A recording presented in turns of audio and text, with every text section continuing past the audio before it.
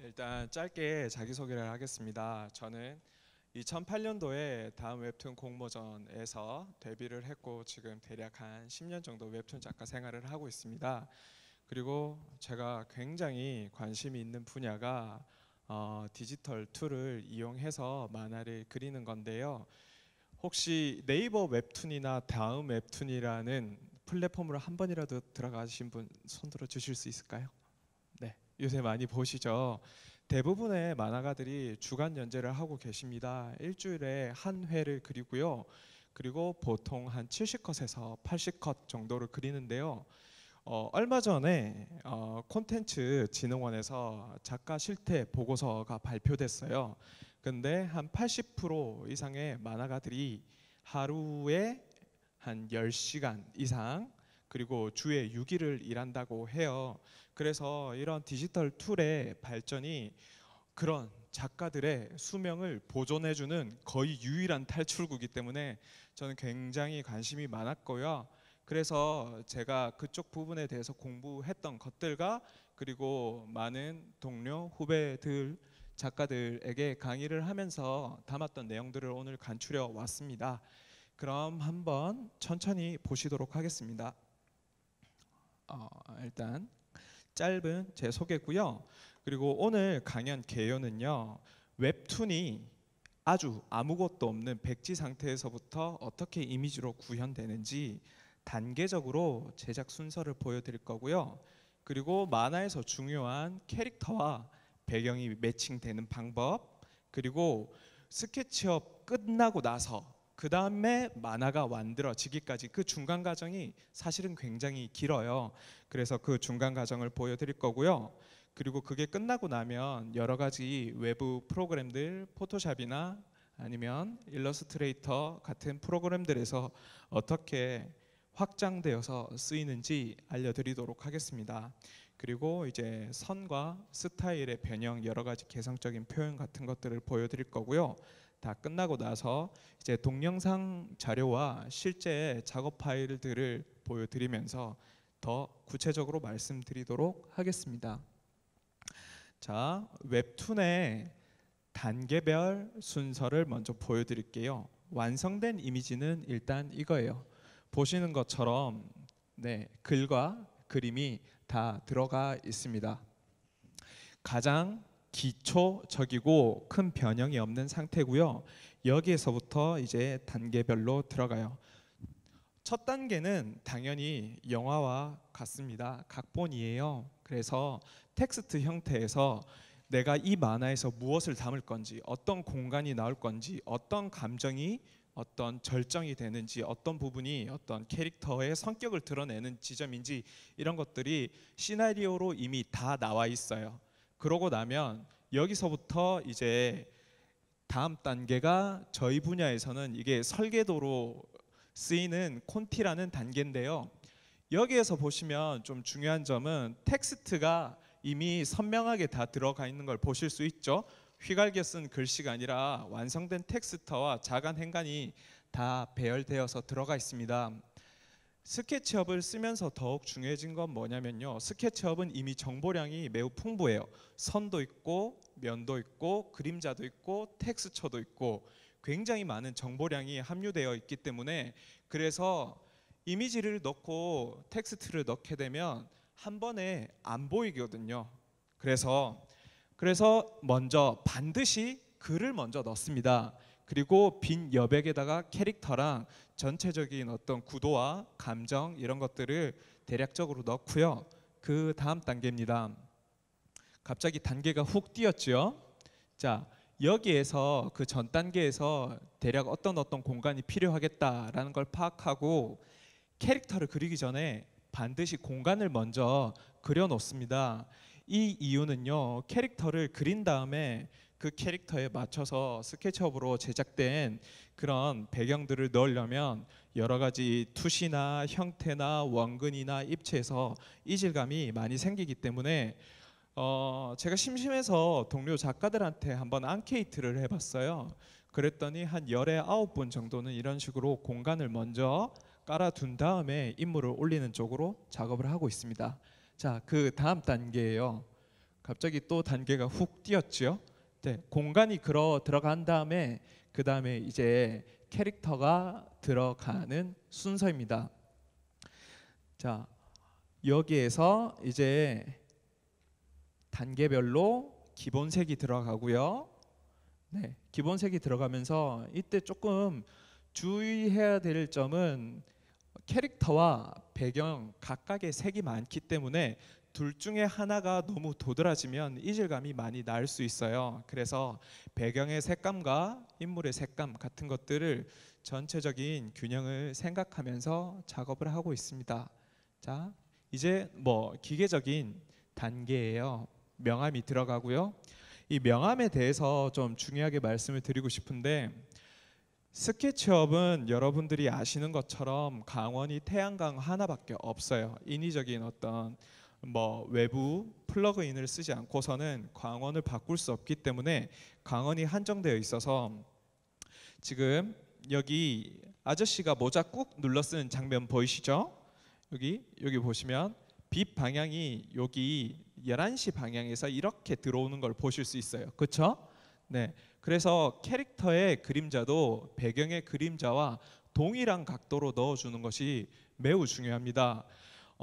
스케치업은 디지털 툴이잖아요. 근데 이 디지털 툴이 아날로그적인 감성이나 자연스러운 형태를 갖추려면 자연의 법칙을 최대한 좀 생각하는 게 좋아요. 가장 단순한 이유, 일단 첫 번째, 여기 이 빛의 방향, 이거를 만화가들은 굉장히 많이 신경 쓰는 편입니다. 자, 그 다음 단계입니다. 자, 보시면 이제 배경과 캐릭터가 일단 기본적인 완성도는 더 올라갔어요. 여기에서 만화가들이 조금 문제점이라고 생각하는 거는 뭐냐면요, 여러분 조금만 눈을 가늘게 뜨고 한번 보세요. 여기 배경은 주황색 빛이 많이 도는 게 보이시죠?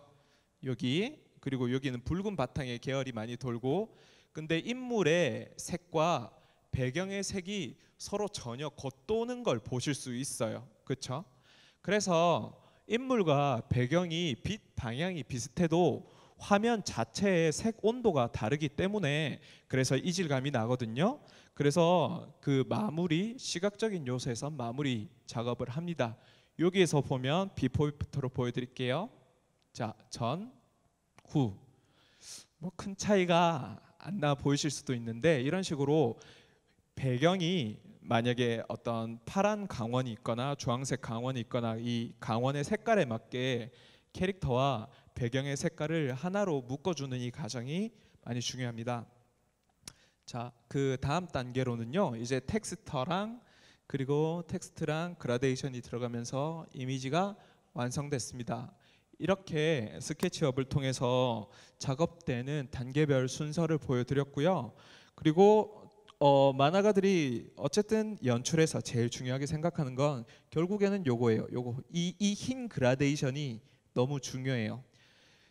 예전에는 거의 한 이만한 사이즈의 잡지로 만화를 많이 보던 시대가 있었고, 지금은 여러분 대부분 요걸로 보시죠. 만화 보실 때, 그죠? 그래서 플랫폼이 바뀌는 형태에 따라서 독자들의 어떤 독서의 습관도 많이 달라졌다고 생각을 하는데요. 그러다 보니까 화면에 오히려 예전처럼 밀도가 높아질수록 독자들이 피로도를 느낄 수 있어요. 그래서 필요한 묘사, 필요한 정보는 전달하되 그 대신에 철저하게 잘 읽히게 직관적으로 볼 수 있게 하는 것을 무엇보다 중요하게 생각해요. 그래서 제가 만화를 하면서 여러 선배님들을 만나고 연출에 관한 어떤 만화 제작에 관한 조언을 들을 때 항상 1순위로 나오는 조언은 그거예요. 의미가 아무리 좋아도 안 읽히면 끝이다. 그러니까 한 번에 보여야 된다라는 말씀을 저는 굉장히 각각의 다른 거장들께 많이 들었어요. 그래서 스케치업을 쓸 때는 정보가 쉽게 과잉될 수 있으니 그라데이션이건 블랙이건 여백이건 화이트건 한 번에 볼 수 있는 생략의 작업을 저는 매우 중요하게 생각합니다. 다음 이미지 보겠습니다. 자, 아까 전 단계에서는 생략됐었던 여러분 여기에서 제가 갑자기 뿅 하고 배경을 완성돼 갖고 조금 어이가 없으셨죠? 그걸 조금만 더 친절하게 이번에는 보여드리도록 할게요. 자, 스케치업 배경이 완성돼 가는 순서입니다. 스케치업에서 기본적으로 제공되는 스케치업 기본 프로그램에서 별다른 어떤 플러그인 없이 만들어지는 제작 순서의 기본적인 선과 색이에요. 선과 색, 아무런 묘사가 없습니다. 여기에서 이제 만화가들이 열광하는 그림자 기능이에요. 여러분 보시면 여기 주전자의 그림자가 벽에 이렇게 맺혀 있는 거 보실 수 있죠? 이 강원의 방향이라든가. 스케치업을 굉장히 많은 만화가들이 사용하고 있고 지금 약 대략 한 80% 정도의 만화가들이 쓰고 있는데요. 두 가지 이유에서 굉장히 큰 장점이 있어요. 만들어지는 이미지 자체가 굉장히 그림 원화와 가까워서 이질감이 굉장히 낮은 편이고요. 두 번째 이유는 배우기가 굉장히 쉬워요. 그래서 만화가들이 굉장히 많이 좋아합니다. 다음 단계를 볼게요. 자, 이제 캐릭터를 가볍게 얹었어요. 그리고 밑색으로 올렸고요. 여기에서 중요한 거는 캐릭터의 명암을 이 단계에서 별도로 따로 넣지 않았습니다. 여기도 그냥 한 톤의 기본색이 있고요. 캐릭터에도 한 톤의 기본색이 들어간 걸 보실 수 있죠. 자, 이 다음이 중요해요. 다음입니다. 보시면 스케치업에서 지원하는 기본적인 어떤 명암은 이렇게, 인물은 당연히 스케치업에서 묘사가 된 게 아니니까 여기처럼 이렇게 부자연스럽게 그림자가 들어가는 걸 보실 수 있을 거예요. 그렇겠죠, 당연히. 캐릭터는 따로 그린 거니까. 자, 그래서 여기에서 아까 말씀드렸던 캐릭터랑 배경을 붙이는 중요한 두 가지 요소, 빛의 방향과 빛의 색온도 두 가지 요소가 추가되는 거죠. 보시겠습니다. 자, 이런 식으로 스케치업에서 추출했던 그림자의 이미지를 캐릭터에 맞게 어깨와 얼굴 선으로 형태를 잡아줬어요. 그렇죠? 그래서 여기에서 아주 단순했던 선과 색이 입체가 되는 과정으로 제작되고 있습니다. 자, 그 다음이에요. 자, 만화에서는 색을 굉장히 중요하게 생각을 하는데요. 색을 중요하게 생각하는 이유는 색이 정서를 만들고 분위기를 만들고 감정을 만들고 하기 때문에 색을 많이 중요하게 생각합니다. 그래서 전체적인 어떤 톤을 깔아주는 푸른색을 깔았고요. 그 다음 장면에서 이제 빛 효과가 들어갑니다. 지금 보시는 이미지 잘 보시면 여러분 그림자 쪽이 약간 푸른 톤이 들어가 있는 거를 보실 수 있죠. 회색이 아니죠. 예, 그래다가 빛은 일부러 주황색으로 해서 푸른 계열의 인디고 계열 색과 주황색으로 대비되는 보색을 써서 화면상에서 조금 더 또렷하고 서로 대비되고 잘 보일 수 있게 화면을 연출한 상태입니다. 여기에서 아마도 좀 제가 제일 신경 쓰는 부분은 여기겠죠. 여기. 네. 이런 식으로 캐릭터에게 동일한 빛이, 창문에 들어오는 빛과 캐릭터에 들어오는 빛이 고유하게 들어갈 수 있게 이렇게 작업을 했어요. 이렇게 함으로써 캐릭터는 배경에 완전히 녹아 들어갈 수 있는 거죠. 이제 다음 이미지들, 이제 캐릭터와 배경에 대해서 매칭하는 방법에 대해서 설명을 드렸으니까 다음 컷의 이미지를 한번 보도록 하겠습니다. 저희 프로젝트 팀 파인애플에서 지금 현재 제작을 진행 중인 배경인데요. 스케치업에서는 여러분들 모두 알고 계신 것처럼 웨어하우스라고 하는 정말 방대한 도깨비 방망이가 있죠. 치면 뭐든지 나오는 그런 프리소스 마켓이 있는데, 여기에서 한국의 만화가들이 제일 안타까워하는 것은 한국의 주택가가 영미권에서 주로 쓰고 하는 그런 이런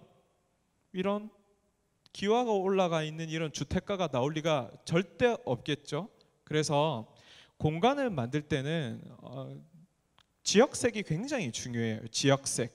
그리고 공간을 만들 때 만화가들이 현장감을 굉장히 중요하게 생각을 하는데요. 현장감이 결국에 뭐냐면 나 여기 한번 가본 것 같아. 내가 집에 가다가 이런 집은 본 것 같아. 이런 집은 본 것 같아. 이런 공간들이란 말이에요. 그래서 만화가들도 현장 로케이션이라든가 실제 촬영을 굉장히 많이 하는 편이고요. 이런 한국의 지역색이 느껴지는 공간들이 많이 없기 때문에 그래서 스케치업으로 이런 배경을 만들고 제작하는 시장이 최근에 많이 활성화되고 있습니다.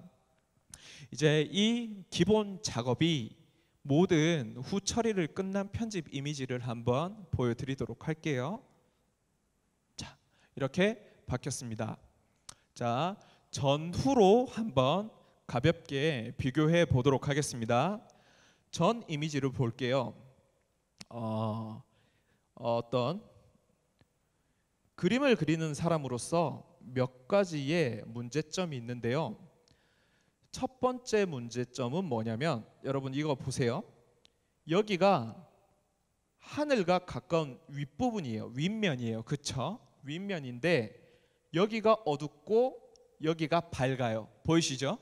스케치업에서 기본적으로 명암을 처리하는 단계에서는 물리 법칙과 상관없이 그냥 형태에 쉐이딩을 주기 때문에 그래서 부자연스러워요. 아까 처음에 말씀드렸던 것처럼 자연의 법칙들을 최대한 그림에 녹여야지 그림이 미적인 완성도가 올라갑니다.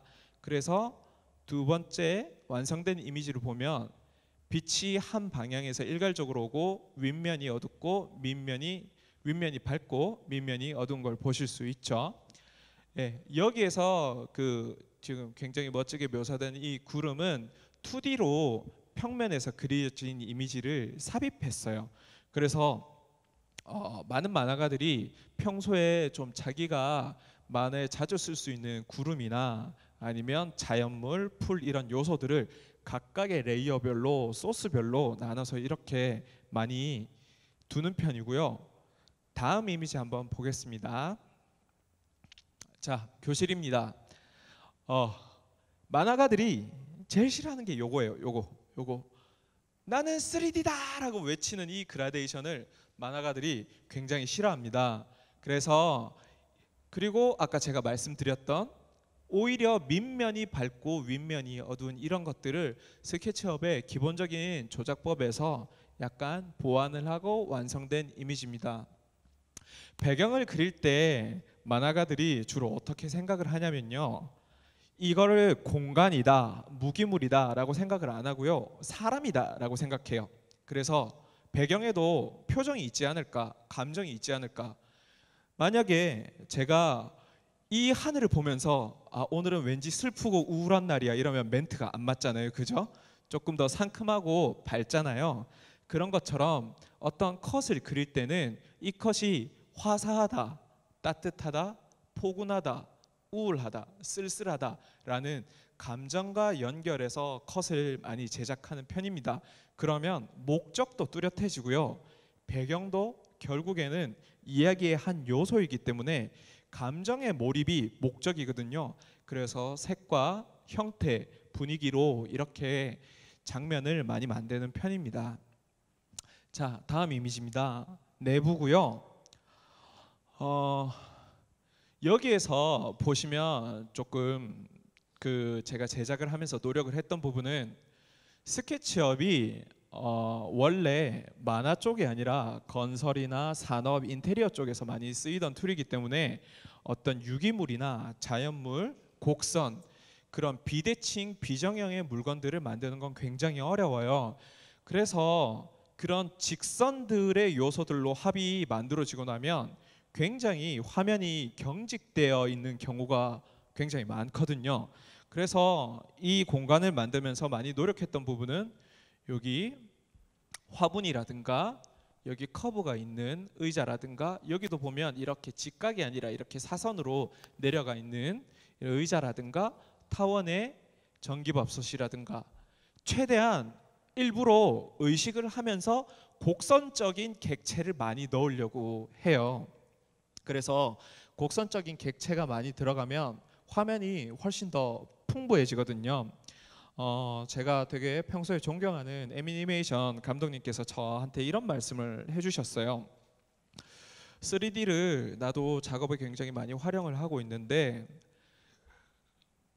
아쉬운 작업물을 보면 공통점이 똑같다. 뭐냐라고 여쭤봤더니 불규칙이 없다라고 하세요.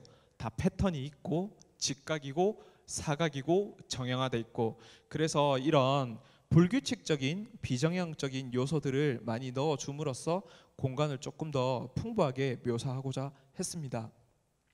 자, 완성된 이미지입니다. 여기에서도 처음 보여드렸던 이미지와 같이 따뜻한 계열의 난색의 강원과 파란색 계열의 한색의 그림자를 써서 서로 대비되게 만들었고요. 이상하게 들리실지는 몰라도 저는 이거를 만들면서 약간 그런 생각을 했어요. 이 장면을 빛을 그리면서 잘 정리돼 가지고서 지금 되게 좀 외롭긴 한데 빛이 한 줄기 들어와서 약간 포근하긴 해. 뭐 이런 생각을 하면서 만들었거든요. 엉뚱하게 들리시겠지만 이런 감정적인 연상들이 내가 어떤 분위기를 만들겠다라는 목적을 뚜렷하게 해주는데 많은 도움이 됩니다. 자, 이제 아파트, 더 넓은 공간으로 나왔지요. 아까 제가 자연스러운 이미지를 만들 때 두 가지 요소가 방해가 된다고 했어요. 첫 번째는 부자연스러운 명암의 처리와, 그리고 두 번째 그라데이션, 그리고 여기에서는 이제 세 번째가 생길 건데요. 여기 실제로 이 끝에 아파트에서 여기 전봇대까지의 길이는 약 한 60m는 넘을 거예요. 그렇죠? 그렇지만 여기도 선명하고 여기도 선명해요. 이 말은 뭐냐? 공기 원근이 적용되지 않는다라는 뜻이에요. 그러면 우리는 산을 볼 때 실제로는 되게 멀리 보이고 뿌옇게 보이고 흐리게 보이잖아요. 자연 법칙은 여기에서 그냥 간단하게 예를 들면 두 가지예요. 가까운 건 선명하게, 멀리 있는 건 흐리게. 그리고 가까이 있는 거는 명암의 차이가 뚜렷하고요. 멀리 있는 거는 명암의 차이가 약해요. 그래서 그런 기본적인 원칙을 가지고 보정 작업을 했습니다. 자, 여기에서 꼭 말씀드려야 될 점은 저는 여기에서 무언가를 더 그리거나 있는 걸 지우거나 한 작업은 없어요.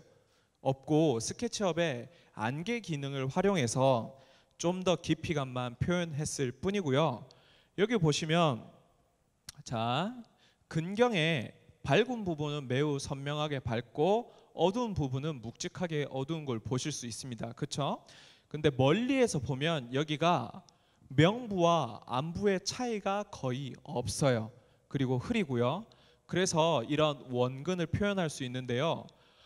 여기에서 제일 자주 썼던 기능, 안개 기능입니다. 스케치업은 이처럼 정말 신기하게도 만화가들이 굉장히 필요로 하고 많은 노고가 들어가는 부분들이 기본적인 기능에서 굉장히 많이 지원을 해요. 방금 말씀드렸던 것처럼 저는 여기에다가 무언가를 더 그리던가 아니면 빼던가 하지 않았어요. 자, 그러면 이제 다음 이미지 한번 보여드리도록 하겠습니다. 자, 여기에서도 보시면 아까와 같은 동일한 세 가지 문제점이 나오죠. 곡면의 그라데이션, 그리고 윗면이 어둡다라는 강원의 잘못된 방향, 그리고 멀리도 또렷한 이 세 가지 요소들만 정리를 해도 만화에서는 훨씬 더 자연스러운 이미지를 만들 수 있는 거죠. 자, 여기서 덧붙여서 좀 추가된 거 하나를 더 설명드리자면요. 화면 안에 보시면 이 놀이터 주변으로 이 나무들이 심어져 있는 걸 보실 수 있을 거예요. 저 나무는 사실 여러분 이거예요. 이렇게 평면이에요. 평면인데 위에서 보면 여러분 이렇게 보이겠죠. 그래서 자연물을 있는 그대로 스케치 프로그램 내부에 포함하게 되면 만약에 이 건물 하나를 제가 만든다고 하면 뭐 면이 한 3,000개에서 뭐 많으면 한 8,000개 나오는데 이 나무를 제가 여기에 심었다라고 하게 되면 자기 혼자서 면이 한 2만 개에서 3만 개 이렇게 많아질 수 있어요. 그렇게 되면 모든 만화가들이 불행해지는 지옥을 만날 수 있겠죠. 그래서 만화가들이 고민을 하다가 생각해낸 대안이 평면에 나무를 그려서 판넬처럼 볼 수 있게 작업을 하자. 그러면 컴퓨터의 메모리 효율도 극도로 올릴 수 있고요. 그리고 자연물의 묘사도 어렵지 않기 때문에 훨씬 더 작업에 쉽습니다. 그리고 항상 사람이 만들어진 공간에는 불규칙적인 비정형의 그리고 비대칭의 요소들이 굉장히 적어서 배경 공간을 만들 때는 반드시 의식적으로 이렇게 자연물 묘사를 많이 넣는 편이에요. 자, 다음 이미지로 넘어가도록 하겠습니다. 자, 이제 만화가들이 스케치업을 쓸 때 제일 조금 아쉬워하는 부분이 두 개 정도 있는데요. 그 뭐냐면 자연물과 어떤 곡면의 표현과 두 번째는 개성적인 스타일을 만들기가 어렵다라는 거예요. 그림이라는 거는 그리는 사람에 따라서 누구 그림체다, 누구 그림체다 이렇게 수많은 개성이 들어갈 수 있는데 스케치업은 일정한 메커니즘에서 만들어지는 그런 툴이잖아요. 그렇기 때문에 그런 개성의 삽입이 매우 어렵다라는 한계점이 있고요.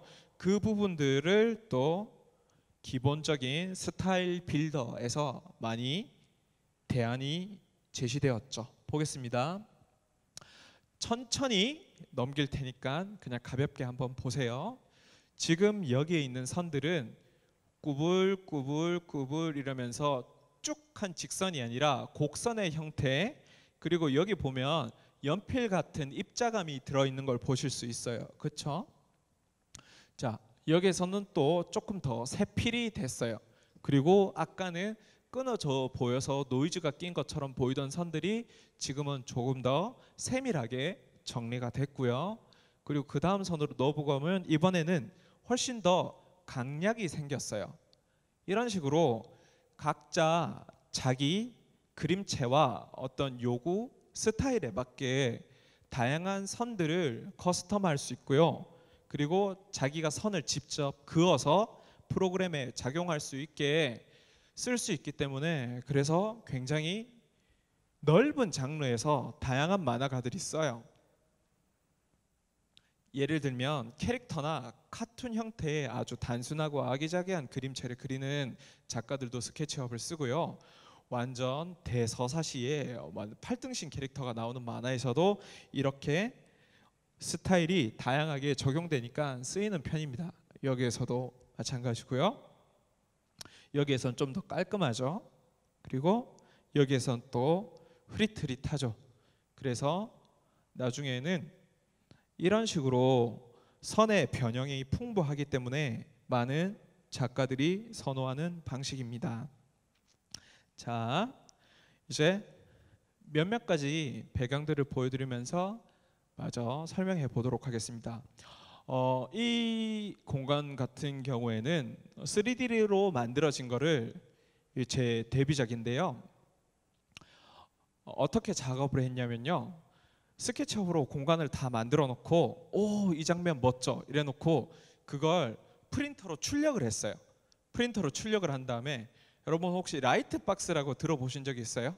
라이트박스라고 이렇게 빛이 올라오는 판때기가 있는데 그 프린트된 스케치업 배경 위에다가 A4 용지를 올린 다음에 샤프로 선을 다 그었어요. 손 느낌을 주고 싶어 이러면서 나는 개성이 중요하니까 이렇게 또 작업을 했을 거예요.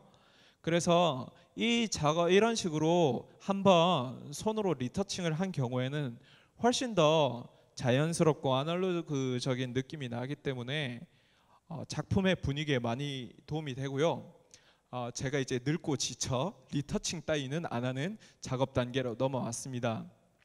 그래서 지금 이런 식으로 작업하는 게 제가 기본적으로 요즘 작업하는 스타일인데요. 일단은 작업 시간이 굉장히 짧고요. 그리고 작업 시간이 짧다는 것은 어떤 의미냐면 만화에서 여러분들이 제일 중요한 거는 저는 그렇게 생각을 해요. 배경보다는 오히려 캐릭터의 성격이나 시나리오나 대본이라고 생각을 해요. 구현하는 작업의 시간이 줄어들수록 작가는 구상하는 시간을 많이 확보하게 되겠죠. 그러니까 더욱더 시나리오에 집중할 수 있게 된단 말이에요. 처음에 스케치업을 접했던 사람들은 스케치업의 어떤 효율 같은 것들이 구현하는 거에 특화되어 있다고 생각을 해요. 그렇지만 사실 스케치업이 진짜 진가를 발휘하는 거는 화면 안에서 여러 앵글로 돌려보고 줌아웃을 해보면서 이 장면을 이렇게 긴장감을 올리면 되겠다, 아니면 이렇게 멀찌감치 카메라에서 찍어서 주인공이 어떤 생각을 하는지 알 수 없게 조금 더 쓸쓸하게 연출하면 되겠다라는 식으로 장면의 발상에 스케치업은 훨씬 더 큰 기여를 해요. 그래서 작가들이 처음에는 그냥 배경을 만드는 도구로만 사용을 하다가 지금은 영화 세트장처럼 배경 나올 주요 공간들을 다 만들어 놓고 시나리오를 생각하면서 휘적휘적 그 안 내부 공간을 왔다 갔다 하면서 연출이나 이야기를 훨씬 더 많이 생각해요. 주인공의 동선이라든가 행동이라든가 그 다음 장면과 연결 같은 것들을 많이 생각하는 거죠. 자, 여기에서 이제 인위적인 빛이 추가가 됐는데요. 빛은 포토샵에서 작업을 했습니다. 스케치업에서 제가 늘 약간 이거 보완되면 참 좋겠다고 생각되는 게 강원인데요. 이런 식으로 후보정을 통해서도 얼마든지 원하는 분위기를 연출할 수 있다라는 것을 보여드리고 싶었고요.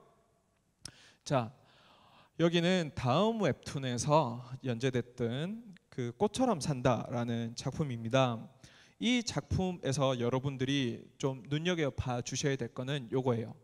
자, 만화가들이 주로 작업을 하는 모니터, 타블렛이고요. 화분, 기타, 그리고 여기 I'm your father가 계시죠? 네. 여러분, 이분 성함이 제가 갑자기 기억이 안 나는데 혹시 네, 다스베이더. 네, 맞습니다. 감사합니다. 자, 제가 이거를 집중적으로 봐달라고 부탁을 드렸던 이유는 뭐냐면요. 공간은 흔적이에요. 그렇죠? 누군가가 쓰고 남은 흔적이란 말이에요. 그럼 그 사람이 청소를 잘할 수도 있고 안 할 수도 있고, 장난감을 좋아할 수도 있고 안 할 수도 있고, 취향이 있고 성격이 있고 습관이 있단 말이에요. 그래서 배경을 다 만들어 놓고 나서 저는 이게 잘된 배경이냐 안 된 배경이냐 볼 때 캐릭터를 지운 상태에서 이 캐릭터가 유추가 되나? 나이나 성별이나 성격이나 취향이 유추가 되나? 라는 거를 저는 중요하게 생각해요. 그래서 이거 다스베이더를 좋아하는 7, 8살은 잘 없잖아요. 그죠? 다스베이더를 좋아하려면 약간 연령대가 있어야겠죠. 이런 식으로 소품들을 통해서 그 캐릭터의 성격을 유추할 수 있게 많이 작업을 하는 편입니다. 자, 제가 최근에 작업을 했던 인천의 1호선의 지하철역이에요. 스케치업이 간단한 어떤 가구나 어떤 외경 형태뿐만 아니라 훨씬 더 넓고 풍부한 공간에 대한 묘사가 가능하다는 것을 보여드리고자 준비했습니다. 마찬가지고요. 여기에서 보시면 여러분들이 집중해서 봐주실 부분은 여기에요. 여러분, 이게 뭐로 보이세요? 이게 뭘까요? 네? 지금 네, 맞습니다. 창문입니다. 제가 많은 지하철역을 로케이션 한다고 돌아다녀 봤었는데요. 네. 근데 이런 식으로 창문이 자연광이 들어올 수 있게 만들어져 있는 역은 되게 드물었어요. 그래서 이렇게 넓은 창이 만들어져 있기 때문에 그래서 더 전기도 아낄 수 있고 자연광도 그 역사 내부 안에는 빛이 반사돼서 풍부하게 볼 수 있는 거죠. 그래서 스케치업에서 어떤 공간을 만들고 풍경을 만들고 할 때 중요한 거는 저는 그렇게 생각해요. 이것도 결국에는 그림이다. 대신 입체로 그리는 수단이 다를 뿐이고 그림이다. 그림은 결국에 관찰에서 시작해서 관찰로 끝난다고 생각해요. 그래서 사진을 볼 때 되도록 느리게 보려고 해요. 오래 보려고 해요. 그래서 이 공간만이 가지고 있는 유니크한 특징이 뭘까? 딴 데는 없는데 여기만 있는 게 뭘까라고 생각했을 때 제 눈에 보였던 건 이거였어요. 이런 식으로 통창이 위에 원형으로 3개나 뚫어서 자연광이 들어와 있게 설계된 지하철역을 저는 많이 못 봤거든요. 이런 개성적인 요소들이 합쳐져서 실제의 공간감, 리얼리티, 재미, 풍경 이런 것들을 만들 수 있다고 생각합니다. 자, 이렇게 배경을 만들었고요. 그리고 자, 제가 다른 걸 하나 보여드리도록 하겠습니다.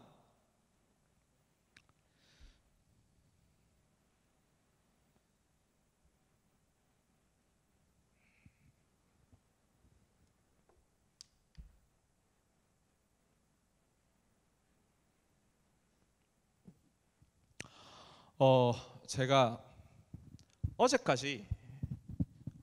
늦은 새벽까지 계속 작업을 해 왔던 아파트 내부인데요. 만화에서 자주 쓰이는 공간들에는 이런 특징이 있어요. 뭐냐면 카메라 앵글이 풍부하죠. 줌아웃도 많이 되죠. 그래서 문제가 있어요. 제가 여기에서 안방을 보고 싶은데 벽이 가려져요. 이런 문제가 있어요. 그래서 만화가들이 주로 배경을 만들 때 어떻게 하냐면요. 지금 여기 벽 그룹이 잡히는 거 보이시죠? 이런 식으로 숨길 수 있게 이런 식으로 각각의 벽들을 분리시켜요. 이렇게 분리시켜요. 그래서 만화에서는 카메라의 앵글이 언제든지 방해받지 않게 풍부하게 각각의 요소들을 분리시키는 게 굉장히 중요하고요. 그리고 하나 더 보여드리도록 하겠습니다.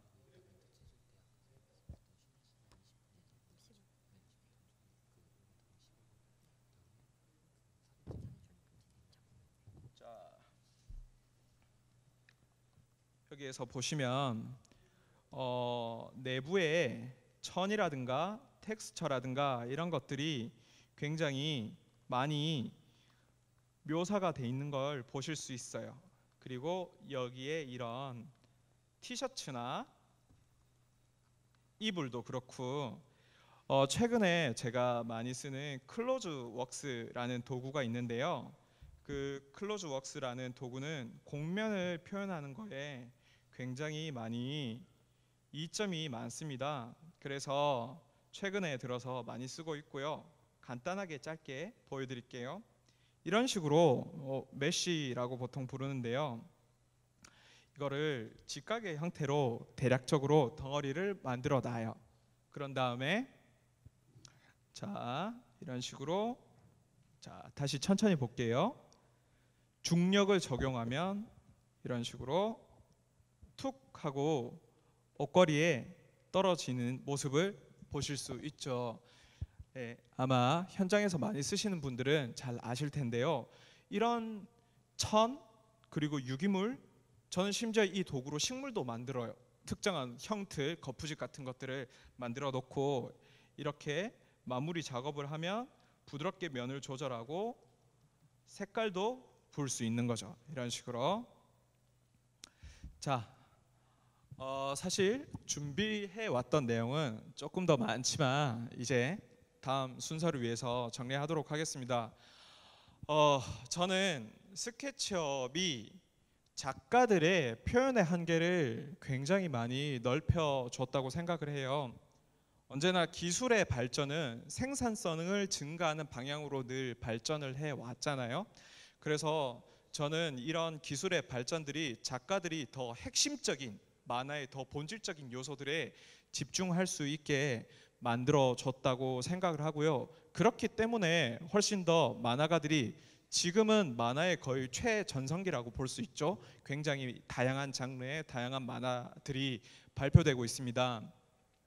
그래서 저는 이런 기술의 발전이 정말 만화의 다양성에 큰 어떤 기반을 만들어주고 있다고 생각을 하고요. 마지막으로 꼭 드리고 싶은 말씀은 지금 이 자리에 있는 분들도 그리고 이 영상이 기록돼서 나중에 이렇게 보게 될 분들도 만화를 하고 싶어 하시는 분들이 있을 거라고 생각을 해요. 저는 제가 만약에 한 90년대 정도에 데뷔를 했다면 만화가가 되게 어려웠을 거라고 생각을 하는데, 이런 기술의 발전이 있었기 때문에 그래서 저는 이제 겨우 만화를 그리고 작업을 하면서 하는 게 가능해졌거든요. 그래서 나는 그림을 못 그리니까 만화가가 되기는 아마 힘들 거야 라고 체념하고 있거나 망설이고 있는 분들께 지금의 강연이 조금이나 힌트가 되었으면 좋겠습니다. 마치겠습니다. 감사합니다.